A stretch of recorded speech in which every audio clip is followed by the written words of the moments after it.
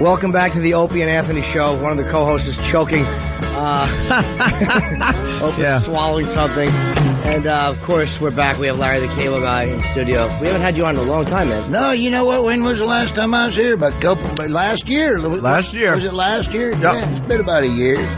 But I heard y'all talking about Pilates. Yeah. Yeah, I'm with you on that. I never done any either, but in college I did a lot of pull-outies. I think that might be a little different. I remember my wife always said I always try to find something to get in shape, you know, and because I'm blowing up like a tick on Dracula. And when my wife says, "Why don't you try yoga?" You ever tried that? Yeah. I never want to get my nose that close to my ass crack again. All right, good Lord. You get it close to a lot of other people's ass cracks, though, man. They're right next to you as you're trying to do this crap. You won't eat, though. You want some chili? No, I got yoga tomorrow. I better not. Yeah. I'll come out looking like I was working on a coal mine all week.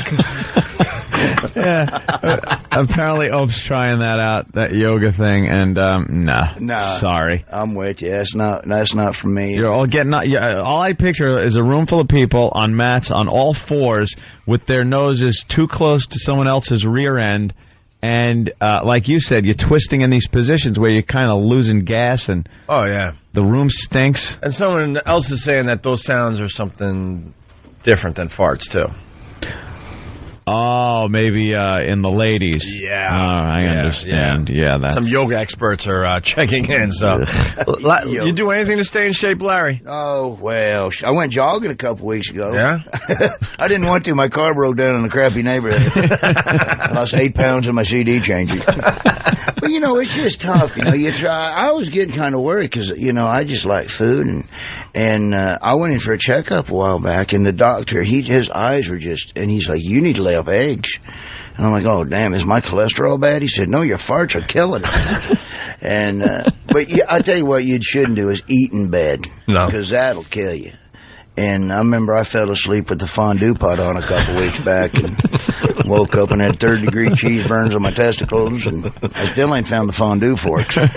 So.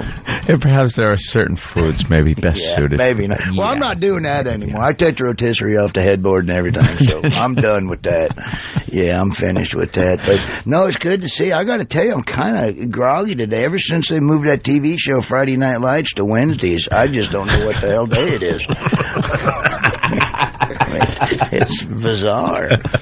Can I tell you, as a comic, the one thing you don't want to hear when you're doing a city is, "Oh, it's good. Larry the Cable Guy is there the same night." The ticket sales are not good. Wait, is that happening again? Because it did in Poughkeepsie. I wanted to shoot myself. We had Larry on, and you were going. I think it was Houston. Oh, you were at the local improv, and he was playing like the Astrodome or something. No, I'm not even kidding. Wherever the Super Bowl is held, that's where he's doing a gig. And I think I did the improv.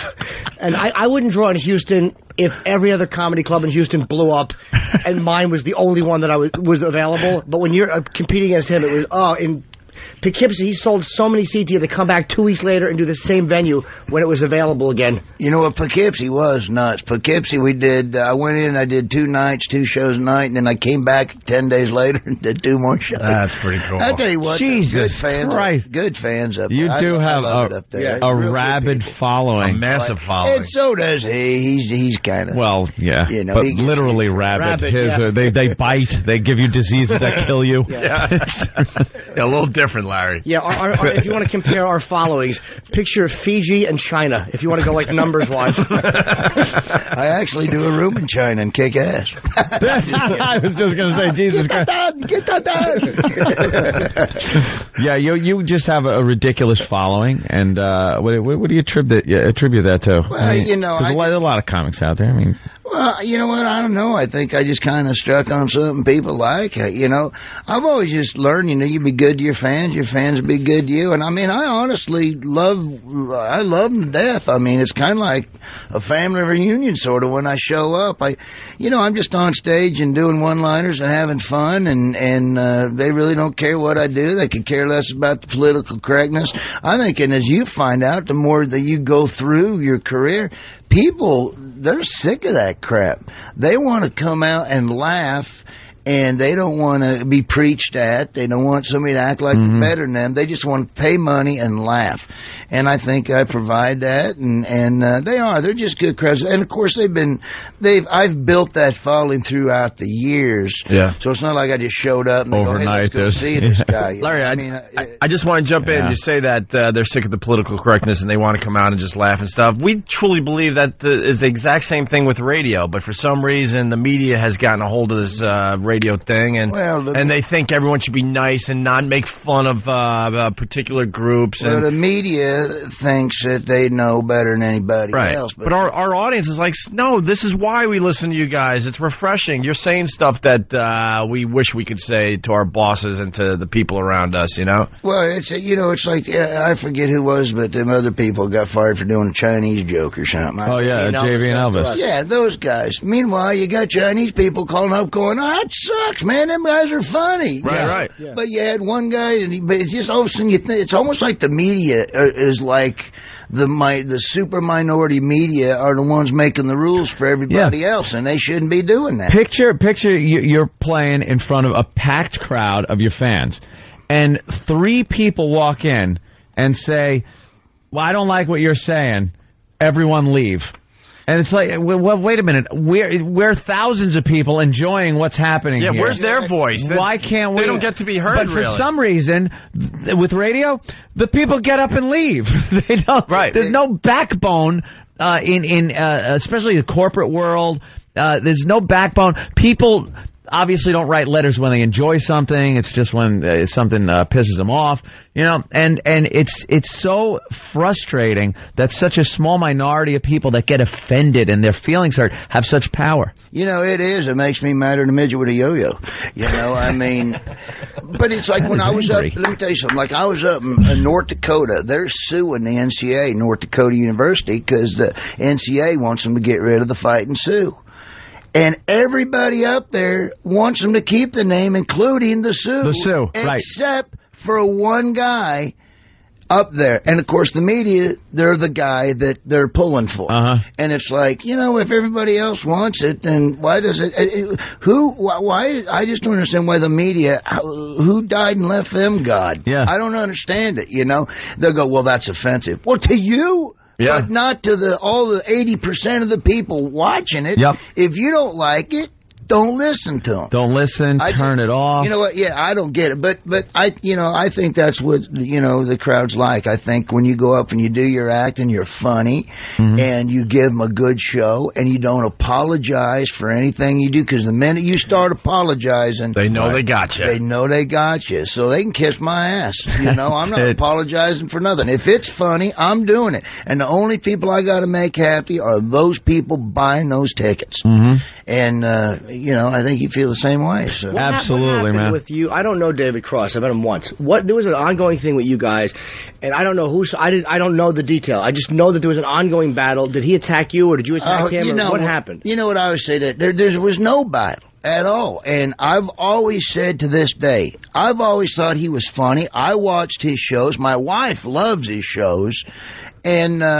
But I had just, he had said something in an interview I did, and he even says he said he started on Kimmel. I mean, but he had said something that wasn't very flattering about my fans, saying my fans are all a bunch of back-ass hillbilly rednecks, no education, which isn't true. You know, I mean, for God's sake, I got. It's true for some of them, not Larry. Well, you know what? Yeah, but that's true for any act. Well, yeah. All right. I mean, have you seen our fans? Oh, wow. Oh, Jesus. One of them asked me for $1. They don't like your. Our fans think your fans are uppity. Exactly. But so I basically just said, hey, what are you getting on my fans for? You know, they're just coming out and having a good time. And I never really said anything at all bad about him. I was basically sticking up for my fans, but that's all done and over with. I mean, God bless the guy. I mean, he's got a career. He's successful. He's a funny guy. I hold no grudge against him. I mean, sure, if he came in here right now, I'd go, hey, what's up, Dave? You know, no big deal. Nothing better than a good comedy war. I think people were trying to start a comedy war, and it didn't happen, so I think they're disappointed. But, more power to him. I always say this. Anybody that's doing stand-up comedy, God bless them. It isn't easy, and it's hard to do. And I've been blessed to be able to get these big crowds. But I started in 1985, and I worked my hind end off to get to where I am. So, you know, I used to call radio stations, up to 27 of them, every day, 5 days a week, 6 in the morning till 11:30 in the afternoon. You were one of those guys, we talked about that last time. You had a whole list of stations, and you had to make believe you were only part of that station, and then you moved on to the next one, right? Yeah. What was the character? I had to act like I lived everywhere. It was Larry. Well, it was just me calling up as Larry the cable guy. I was calling up as a cable guy. Right. Yeah, okay. So, I mean, you know, you just... But you had to be local? I had to localize everything. In some of these places, I didn't even know where the hell I was, where it was at. How often would you call each station? Would you give it like a month or 2 weeks, or how often would you? Almost weekly. There was probably 30% of them I called every day. There was a small percent I called 1 day a week.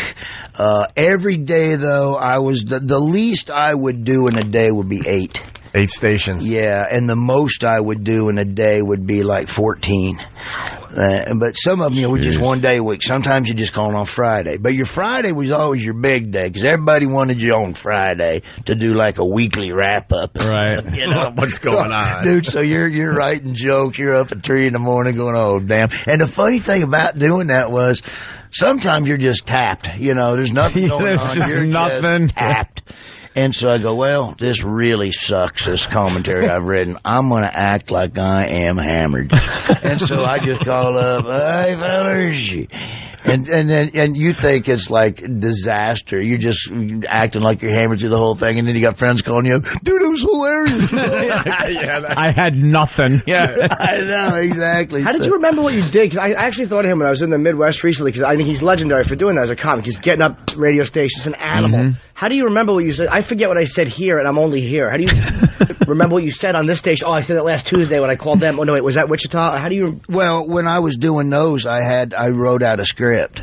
So once that station was done, once I did this same script for everybody, that one was filed away, and we did another one. I would do another one. Yeah, it's called professionalism, Jimmy. Anybody begrudge him success? Oh my God! He paid his dues, man. I literally got notebooks and notebooks and stacks of just social commentaries. I mean, all the way up. I mean, I think, back to the end of the Bush senior years is when I started doing the commentary. Wow. All through Clinton, all through the first half of Bush. You could get a whole history lesson just going through your files. Oh, man, I got a lot of good material off down at Reno and all that, so I miss them guys. Damn. What's on your mind these days? What do you think of the president and the tornado? And we got a lot of cool stuff going on these days. I'll tell you, the one thing is the global warming stuff. I mean, I'd be more apt to believe that stuff if a bunch of wingnuts weren't pushing it. Like Al Gore's walking around. Have you seen Al Gore? Yeah. Evidently global warming ain't melted his ice cream. Good job. And then Sheryl Crow, we need 1 square of toilet paper. We were off the air. Thank you for bringing that up. We were off the air. We did 2 weeks of vacation, and that was the big story. She wants everyone to use 1 square of toilet paper. To save you. Evidently, what the hell does she eat? Evidently she ain't been eating what I'm eating. Right. Hey, Cheryl, come to my grandma's house on Sloppy Joe night. You'll use the whole roll, the tube, and a couple pillowcases. Sloppy Joe night. But Cheryl Crow. Just another person that's out of touch with the whole thing. One sheet of toilet paper. It really irritates you. Even if I was single, I would not have sex with Sheryl Crow. If Sheryl Crow was... All right, I would. All right, never mind. I would. I mean, smash her in the mouth with that dumb guitar to shut her up. Yeah. We get it. You can sing. Shut up. I always love these talk shows. Like, I sit home and listen to these talk shows. I think it's always funny, right? We go to, Des Moines. And there's some guy talking and railing on Rumsfeld and what an idiot he was and blah, blah. And I'm thinking to myself, and I'm not really, you don't know. I'm not in that field. I don't know. But I'm just thinking to myself, here you got a guy that went to West Point and spent his entire career studying the great military leaders and battles and earned all these medals and studying the art of war.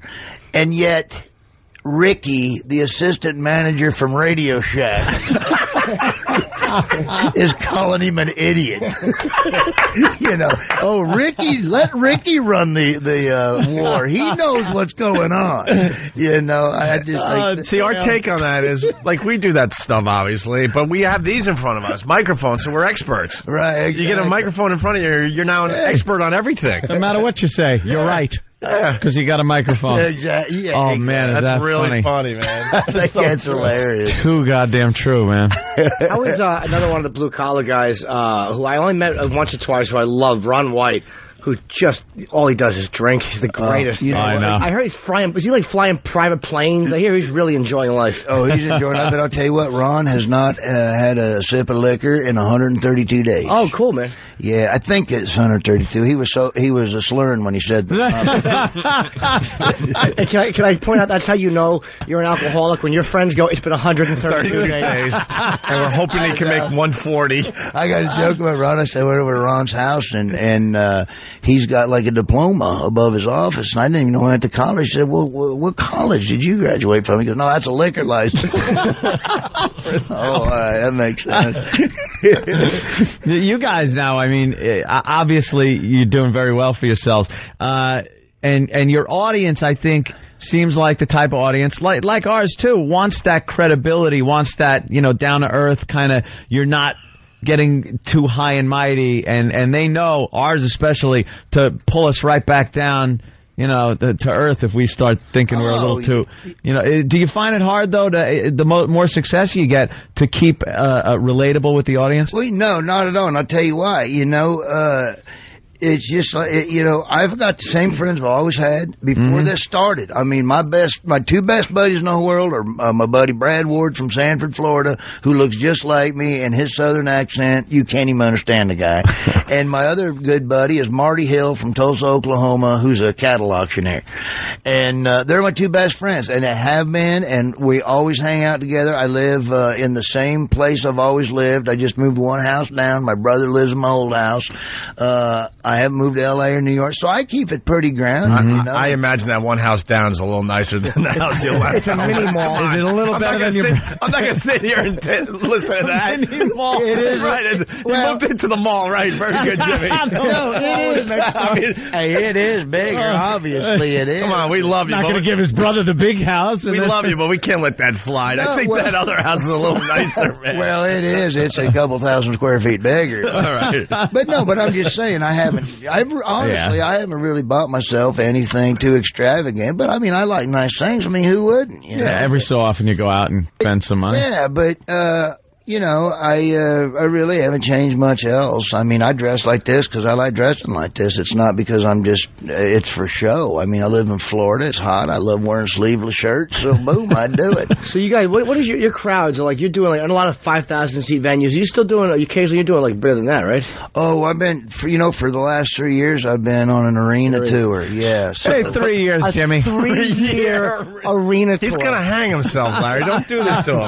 But that I'm happy for him because I love the fact that a comic is doing that, and I also want to kill myself and him out of disgusting jealousy. But a 3-year arena tour, it's my. How about you do one of our shows just for free as a goof? Yeah, just as a goof. Yeah, we can't afford you, but we could give you a nice crowd. I'll tell you what, if I was close and you all were doing something, I'd come in and say, "Y'all been good to me." I mean, I'd do something like that in a heartbeat if I was around. Well, we do our comedy tour. It's the second summer, and we did pretty well last year. We got some nice numbers. Not Larry the Cable Guy. I bet he's booked up for every date. I'm sure. I'm sure. Because as soon as these mics go off, he goes, talk to my people. And then, but if I was close and you all were doing that, I would more than happy to do it. But all right, you heard it here. Larry the Cable Guy might show up at one of the ONHL environment comedy but I'm not flying in for you bastards. Hold on, Larry. Ticket sales are lagging in a couple of places. Larry the Cable Guy will be appearing on 10 of the 12 virus shows. Why don't you hint that you just might be in the Boston area? We're up there. We could use a little help up there. Oh, Boston. I was up there a while back. I saw some of the I saw fat homeless people. Yeah? How does that happen? I have no idea. They must be new, I guess. I guess you really can eat yourself out of house and home in this country. Hey, we got Dan from Alabama. We got to get him on the phone here. Dan, what's up? I love you. Love the show. Yeah, thanks, man. We force our listeners to say that, by the way. Yeah, I was. We want it to sound like they got a gun to their head, Larry. That's how we roll here. What's up, Dan? Exactly. Hey, yeah, I like to ask Larry to sort of tell a joke or two about us Southern truck drivers, if he sure would. You don't like the Southern truck drivers, Larry? I love the truck drivers. Shoot, I like the truck drivers. Yeah, I always like the truck drivers. You know, they always, listen to y'all on your XM. Or, oh, yeah. I can mention that on this? Yeah. Oh, Sure. okay. I never know what I can mention or not. Yeah, we're on there. Yeah, no, truck drivers are awesome. As a matter of fact, one time I remember, this is years ago, I was leaving the Comedy Zone in Jacksonville, and this is probably 2001, 2000, and some trucker told a joke. So I got on there and I told a joke, and then they laughed, and I told another, and they laughed, and then you hear this trucker go, "Keep 'em coming, boy, keep 'em coming." And I drove 2 hours all the way back to Orlando on my CB, because I got a big old Dodge truck on a 12-inch and 38, and I was driving it down the road. I did a 2-hour show on the way to Orlando, and I had all these truckers chiming in, "Oh, that's a good thing." It was pretty hilarious. CB radios are still out there? Oh, yeah. The truckers are still using them, obviously? Oh, yeah. Everyone has fun with their radios, and whatever work truck you're in. Honestly, God, they are still. Yeah. I had my work fleet there at Apollo Air Conditioning had the Motorola radios, and I used to have a micro cassette recorder, and I would record the other guys calling the bass, or the bass calling the other guys. And then when I would drive, I would just play it back, and you'd hear like 17 to bass, and then you'd hear bass go ahead 17, and I rewind. 17 to base. Go ahead! And they get all pissed off. Or base to 12. Go ahead. Base to 12. What? Can you hear me? They get so pissed off. Or they'd ask a question, and then an hour later, I'd have them ask the same question. You asked me that an hour ago. That's pretty fun. Fun with the radios, man. You what, all you got to do is pick up a CB and say something good about Jeff Gordon, and you will have a conversation on that CB for 3 hours on that thing. Now, do y'all follow NASCAR and all? Or? I try. I try to figure it out. My brother's a big fan of NASCAR. Yeah, we huge fan. Some of them at XM, so we kind of try to keep up a little bit. But we had what's his name on? He was winning every race. Jimmy Johnson. Jimmy Johnson. And yeah, we know the bigger names, but we became friends with Jimmy Johnson. We had him on a lot, and he was on a winning streak. And then I don't know. I think we said something that might have did we ended that relationship. We haven't had him on in 6 months, and we like the guy. Yeah, We're always blowing it. We probably said something like, we enjoyed watching his IndyCar race. Yeah, that was the wrong sport. We're total dopes. Well, Larry did the Kentucky Derby. Yeah, Larry, we're very hacky when we talk to the NASCAR drivers. We say all the dumb stuff, like, do you think of throwing stuff out the window to make other guys get flat tires? We're really hacky with our NASCAR material. Maybe you can help us out. I don't know. A smoke screen on the back, like James Bond. Well, I like NASCAR better than Formula, but I tell you what, I do like Danica Patrick. Oh, yeah, okay. I love how they say she's going to grab the pole on the weekend. But that's the big thing now. Everybody's pissed off they got Toyota in NASCAR. Yeah. And I'm like going, oh, man, as long as they ain't got no Asian drivers, that's all I got to say. Good Lord. And they're off. Oh, there's a crash. Plus, it's not good for the children because you don't want to hear the announcer go, here comes Dong up the rear every 25 minutes.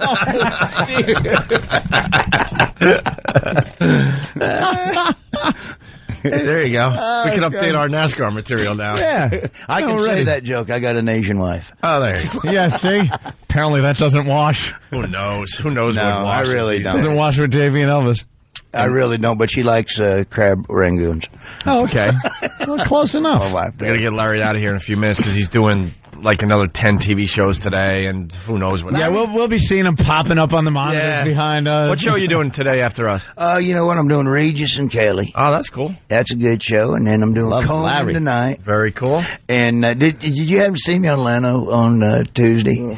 Dude, I was on with Matthew Fox from Lost. Oh, yeah. And I always like being the second guest. They always say you want to be, and I'm like, no, I want to be second. I like playing off them acts, you know. I had 2 great stories about that. I was on with Matthew Fox, and of course he's on Lost, and I go, you and I have a lot in common. Your TV show and my movies. After everybody sees them, they say the same thing. What the hell did I just watch? I don't understand. And I go, you named that show right because you missed one episode. You're freaking lost. And then I was on the best one though. I was on with Kate Blanchett, and she just prim and proper, Juilliard school actress, and I'm doing my jokes. I did that joke about, no, your farts are killing us, that kind, and she's just stone-faced. Oh, she can't believe she's hearing this stuff. And so I did a joke about, I said, Jay, so I'm in Vegas and my toilet wouldn't flush. And I couldn't figure out why. And I took off the lid to my toilet tank. You ain't gonna believe what was in there. David Blaine. Right? And everybody laughs. And I look at her and she's just sitting there stone-faced. I go, you believe that, Blanchett? Blanchett. You believe that? David Blaine holding his breath in my turd tank for 4 days. And the look of horror on her face. Everybody said that was hilarious. That's why we love you, man. Oh, man. Well, you know what? Hey, we should promote the movie. Yes. Well, I mean, that's why you're here, really. Oh, yeah. Right? No Delta doubt. Farce? What's that about? You know what? Delta Farce is awesome. Unlike my last movie, this one's a comedy. We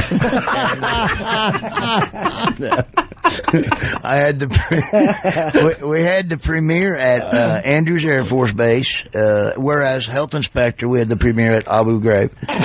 And you know what? This is a great movie. It's me, DJ Qualls from Hustle and Flow and Road Trip. That dude needs to eat a sandwich because that kid, good God, I've thrown fish back way more than that kid.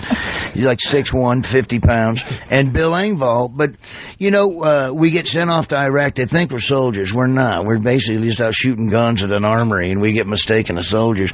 We're on our way to Iraq. They go through a storm in the C-130, and they got to dump some equipment to lose an oil pressure, and mistakenly, the Humvee rolls out the back of the C-130, parachutes to the ground. These guys wake up. Oh, my God, we're in Iraq. Lock and load, boys. They're scared to death. Well, they're in Mexico. And they have no idea. And it was filmed on location in Los Angeles. So, you know what, it's a great movie, and it has absolutely, it's just military background for this, but it has nothing to do with the war in Iraq at all. And we actually did premiere it at Andrews Air Force Base, brought a lot of the soldiers over from Walter Reed, and I knew it was funny. I knew they'd like it. But the response we got was even more than I thought it would. And that's awesome. And the cool thing was I got a letter from the colonel there at the Air Force Base, and he said, man, this was awesome. The troops loved it. There was absolutely no sensitivities in the movie, because you worry about stuff like that when you put something out, because people can't separate politics from comedy anymore. Nope. But they loved it, and so I hope people go see it. It's really a good movie, and it really is different than the first one. This is an ensemble. Everybody's got their share of jokes. Danny Trejo's in it, that badass Mexican with the tattoo on his stomach, and he's funny in this. So, I hope people go check it out. We were going to change the name of it to Spider-Man 4. Shut up. Can you imagine? Someone should do that just for the hell of it. You get sued, I'm sure. But the movie starts tomorrow. Yeah, the movie starts tomorrow, so I hope everybody here in the city goes out and checks it out. And you were in Cars, which was just a great movie. I love the cartoons, man. Yeah, the thing that sucked about though is because of Brokeback Mountain, they took the part out where I got rear-ended. And that was the part that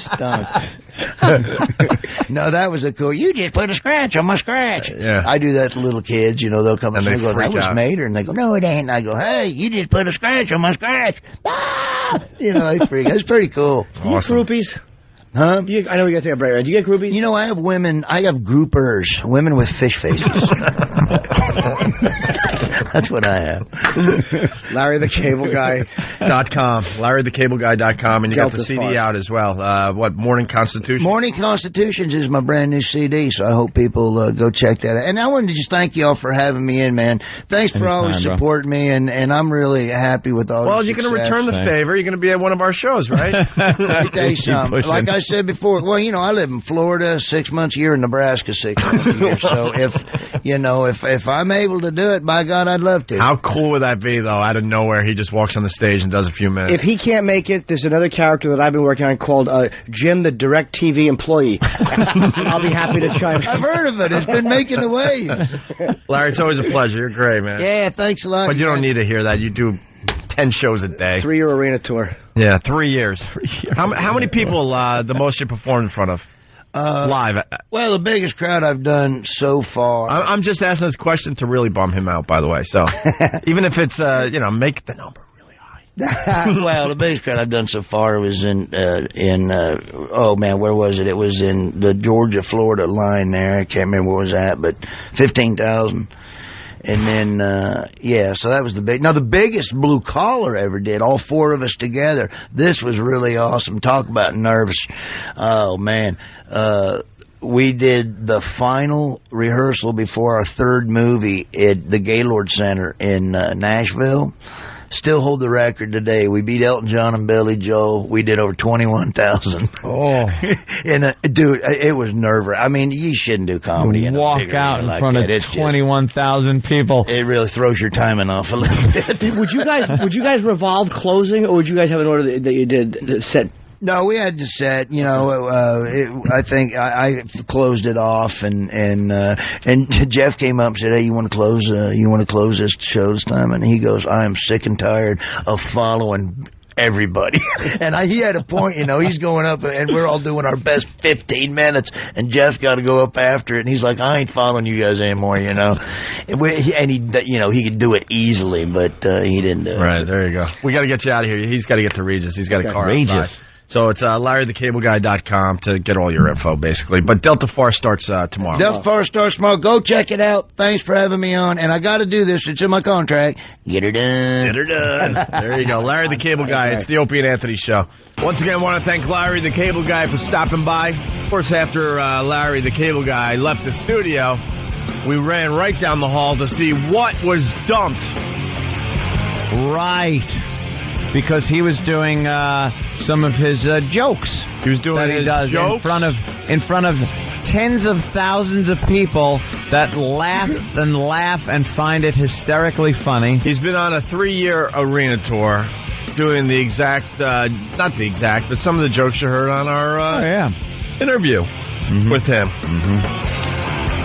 None of it contained any foul language whatsoever. And we're breaking this to Jimmy live on the air because we thought it would be a lot of fun to hear Jimmy's natural reaction. They dumped out the Asian material. Yes. Just about all of it. Wait. Yeah.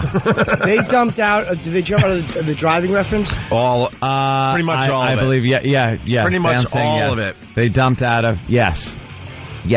Pretty much all of it. How infuriating is it? That's disgusting. How can management explain that? I don't know. We gotta. See, we argue that we're comedians. Larry is a comedian. Yeah.